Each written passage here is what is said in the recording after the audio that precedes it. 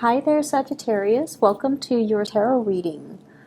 I want to talk to you guys about your love life. And I'm going to do this in a more intuitive way, mainly because I feel like the cards are telling a story, not in the depiction of the meaning of the cards, but more like it's telling the story, the beginning and towards the end of a relationship. And I feel like for many of you, this is a marriage, a significant type of a relationship where you've been together for many years. So it starts out here with the wedding, the coming together with the Four of Wands. And this is like you were very young. You were young and naive. And I almost feel like for many of you, you were like in your early 20s, very late 20s, getting into a situation with somebody. You had really, really high hopes. The nesting instincts. We're going to have a family. We're going to have children.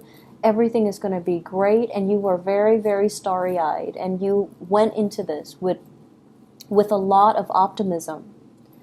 And the person that you're dealing with, I feel like they were able to match you. So whatever you're bringing to the table, like financially, they were able to match with what you're bringing. And I also feel like this is a blessed union. There might have been somebody that fixed you up. There might have been like a mutual friend, a family member, somebody that you trust. So because you trusted that person, you trusted the union, you trusted that everything was going to work out. And so you were like starry-eyed and very optimistic that this union was going to be the happily ever after. And then I also feel as well, we have the Ten of Cups. The Ten of Cups is a card about children sharing a blessed union with another person. You were very in love with this person, and they vice versa were very in love with you. And I feel like, the more we begin to move away from the first two cards, the more the differences become a lot more glaring. So it was a very ideal match, mainly because you saw the other person as your soulmate. You saw the other person as like, that happily ever after. This person is so much like me. They understand me. They're antisocial just as I'm antisocial. They're blunt just as I'm blunt. And we're going to, create little children that are exactly like us. We're going to watch them grow. For some of you, you might have 3 children. There are 3 flowers there, and you're watching it unfold. You're watching the miracle of life happen, and you're in it, together. And we move along, and we have the Lovers. This is major life decisions. Some of you might have moved very far away to be with your romantic partner. Others of you, your romantic partner, might have moved really far away from you. They were either deployed, they had a job elsewhere, they had, it was like life was calling, and we had to move together. I had to move to be with the other person. They have to move to be with me, or they had to move for a job. And so I feel like there was stability, but there was also turbulence. And I also feel like there was a third party as well interfering in the relationship that also led to a situation where it was very, very difficult for you to recover from it. So the relationship itself, there was a lot of joy. There was a lot of, it had a long history. So I feel like for many of you, you have been married to this person or have dated this person for a very, very long time. And you had overcome some major milestones with one another. So if you look at those masks, it's like one is happy and one is sad. So it's just like balancing out the good times and the bad times in this relationship. And balancing out, I feel like you had to, your role when your partner was not in the picture, you had to be the mom and the dad to the kids. And I feel like you did it with such grace, and you did it without complaining, and you did it with such dignity. And I also feel like if there were third parties interfering in the relationship, you never let it show. You might have been resentful inside, but no one knew about it.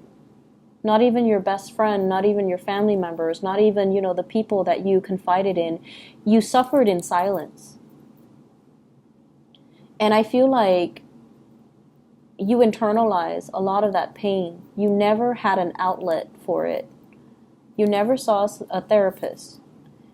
Your partner, I feel like, it wasn't so much forgiveness. It was just putting on a mask, pretending everything is okay, and possibly not confronting the relationship partner because you might have been in denial about it, or you didn't want the confrontation to break up the family unit because you really loved this person. And so we escalate here from something that is, it started out with a very, very good beginning. The Four of Wands, like the hope, the optimism, and the similarities between the two of you. Ten of Cups. These are like, peas in a pod. And then it becomes like this, the Five of Wands, where there's a lot of resentment. There's a lot of like interrogation. Where did you go? Who were you with? How late did you stay out? And things like that. And so the differences are glaring, right? It's like a person arguing with a tree. They are different species. Whereas in your starry-eyed and optimistic stage, you thought the other person was exactly like you. And I feel like a lot of the times, we get so wrapped up and we get so angry over failed relationships, was that if it's a significant relationship, it could be good or bad, but if it's significant, it taught us a lot about ourselves. And I feel like it taught you that, I feel like it kind of, shook the foundation and made you a lot less naive. It made you more weary of people. It made you more paranoid. It made you distrustful of other people. And you guys are very, very sincere and very trusting of other people. And so I feel like this relationship really did a number on many of you. And as a result of it, it kind of hurts you on a very innate level. And it's hard for you to recover from that and go back and bounce back to your optimistic self. But I also feel you really, really love this person. And so right now, you're in a stage where you feel like you're taking on that victim stance. How could you have done this to me? Where did you go? Who was it? And things like that. And what I feel is happening here, if this is not you, if you're the one that is stepping outside of the relationship, because that could very well be the case, the other person is doing this to you. It's the blame game, pointing fingers.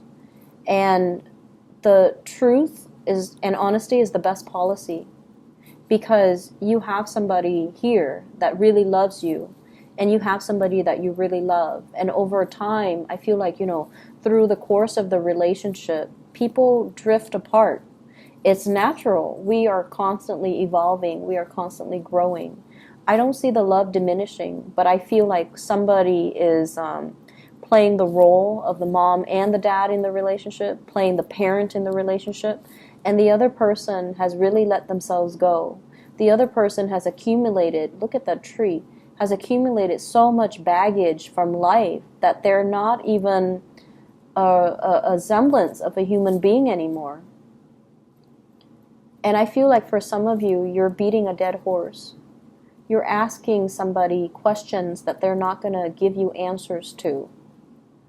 And so if this conflict escalates, and if this is an ongoing conflict, you have to cut your losses. You need to get yourself out of this state, because it's turning your world upside down, and it's got you very emotionally topsy-turvy. You're putting on this mask to the world, like pretending, oh, my relationship is fine, everything is, rainbows and unicorn. But the reality is far from it. The reality is that there are a lot of pent-up like resentments and jealousies and hostilities. And I feel like somebody is, I'm looking at the roots, and roots usually means you're dealing with someone who's very, very, very, very slow to act. But at this point, they've already uprooted. They've already uprooted, and they're ready to go. And so the animosity might drive them to go. Okay? So I feel like the energy is very heavy. And I feel like if you're in this conflict-laden type of an environment, you have to cut your losses. If you feel like no matter what, I can't forgive this, or I can't trust this person again, then you really should not allow yourself to stay in this relationship. The trust is gone. The trust has been breached. It's not going to come back together. On the flip side, for those of you who are single, I feel like you have gotten out of a very significant relationship. You're trying to find your center. You're trying to find your footing. And you are single and you're not planning to date. Dating is so far from your frame, like it's so far from your imagination right now. Like you can't even wrap your head around, I'm not ready to date, okay? And then for others, I feel like you might be interested in somebody who's already in a union.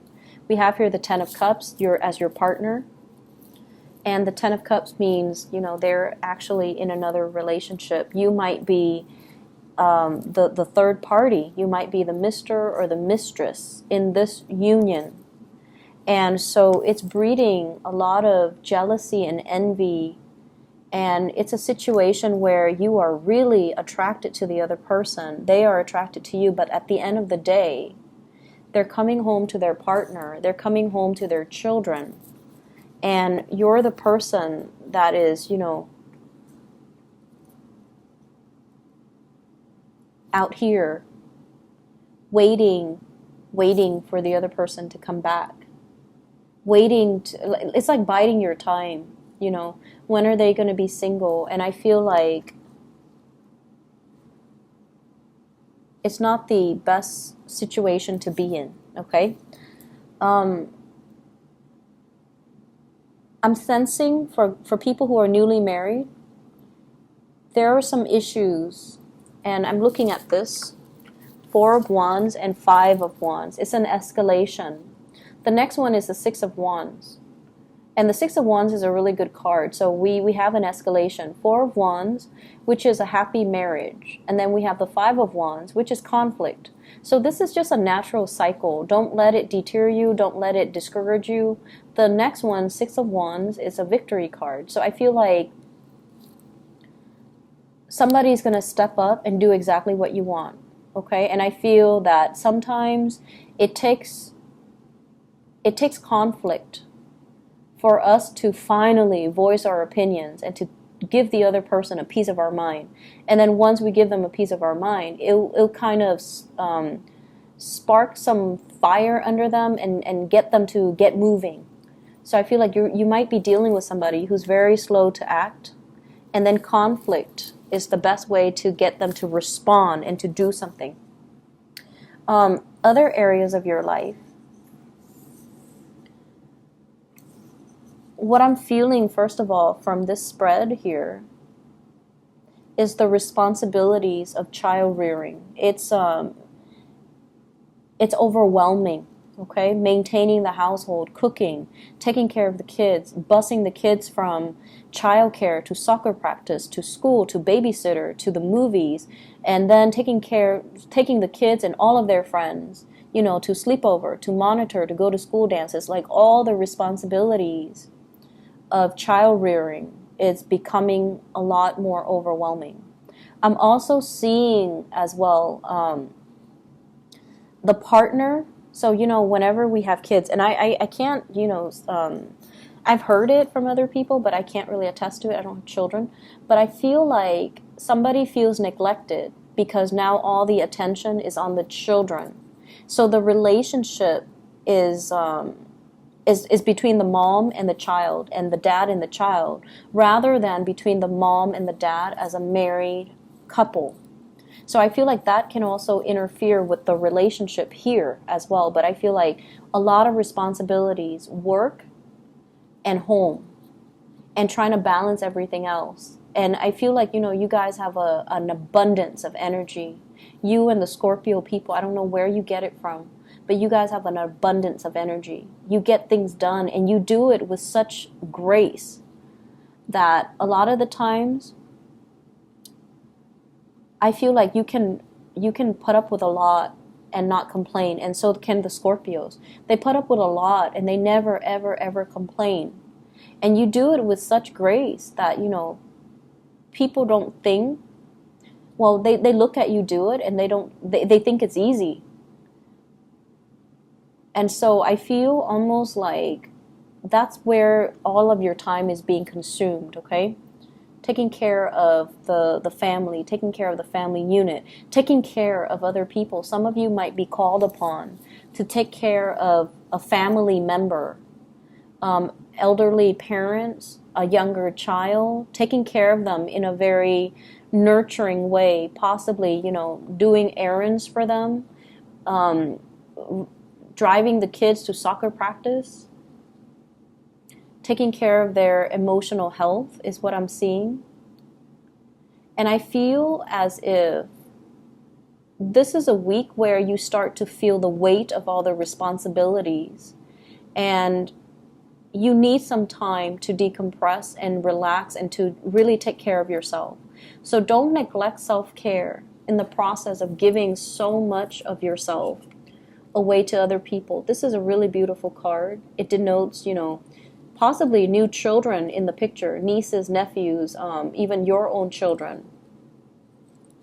And I also feel like, you know, it takes two to make a baby, right? So both parties need to be on board when it comes to the responsibilities. It's not fair for one person, you in particular, to do it all on your own. So I'm feeling here that, you know, you have some beautiful new starts that are coming into the picture. And I feel like the responsibilities of it is just a little bit overwhelming. You're going to get used to it. You're going to do it with grace, with style. But I feel like right now, you feel like you're living this provisional life. Like, I'm just going to do this for now until it's done, and then that's when I can, you know, live my life. So it seems like this week is very temporary. Even in your love sector, it's almost like, okay, I just got out of a relationship. I'm just going to be single for now. When I'm ready, that's when I'll date. So you're prolonging that provisional life. And I hope you're aware of that so that you can, you know, stop denying yourself of your own time. Me time. I need me time because I've been working so hard.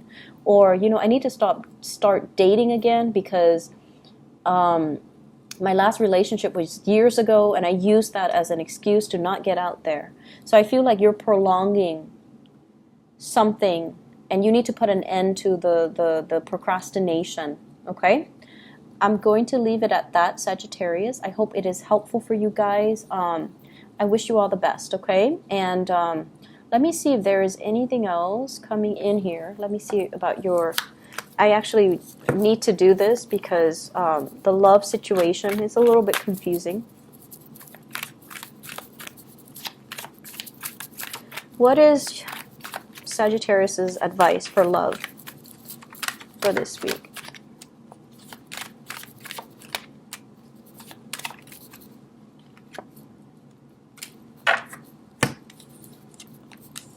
We have here the Page of Wands. This is news messages that's going to be coming in. It's coming in like invitation, you know, somebody seeking you out. And they have here the Fool. You're going to be starting over. You're going to get a clean start. You're going to go out with new people. And then we have here the Ace of Swords. And the Ace of Swords is finality. Seeing somebody that you really like, or somebody is like eyeing you, possibly an air sign, Aquarius, Gemini, and Libra. This is somebody new. And we have a Gemini vibe here with the Lovers card. So I feel like you have a new person that's going to be coming into the picture, and you're going to be walking in that direction, okay? You're not looking back at your past anymore. So I feel like many of you newly singles, you've got somebody that you're walking towards, and there's going to be a lot of communication. And the communication and gathering and going out and dates, like actual dates, going on a date with somebody, seeing them outside in their natural habitat, and, you know, you're going to get a new lease on your love life, okay? So whatever relationship, if you're still in it, you kind of need to draw the line and, you know, cut your losses, all right? I wish you all the best, Sagittarius. Take care. Bye-bye.